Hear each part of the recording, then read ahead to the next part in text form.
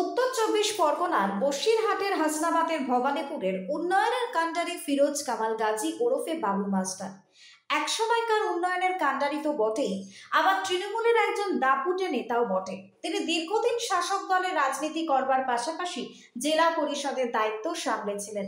তার কথাই ছিল শেষ কথা, এক কথায় বাঘে গরুতে এক ঘাটে জল খাওয়ার মতনই। তিনি যতদিন দলে ছিলেন ততদিন রাস্তাঘাট, স্কুল, কলেজ, পানীয় জলের ব্যবস্থা, পার্ক সব দিক দিয়ে উন্নয়নের বন্যা বয়ে গিয়েছে। তাছাড়া মানুষের ব্যক্তিগত সমস্যা তো রয়েছে, সব দিক দিয়ে তিনি উন্নয়ন করে চলেছিলেন। সেই ভবানীপুরের রাস্তাঘাট, জলের ব্যবস্থা সবকিছুই রীতিমতো ভেঙে চুরমার হয়ে গিয়েছে। এখন দেখভাল করার মতো কোনো লোক নেই।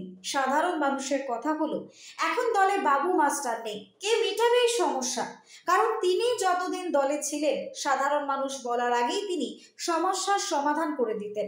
আর এই সমস্ত ভগ্নপ্রায় অবস্থা থেকে মুক্তি পাওয়ার জন্য বা জনপ্রিয়তা থেকে সাধারণ মানুষ চাইছেন যে তিনি আবারও দলে ফিরে আসুক।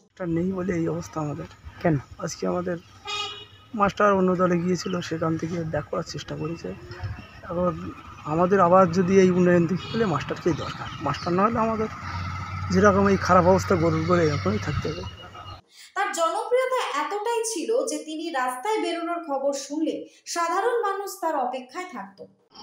দেখুন, এ বিষয়ে প্রথম তো অবশ্যই ধন্যবাদ দিতে হবে। উন্নয়ন তো আর একার পক্ষে করা সম্ভব না।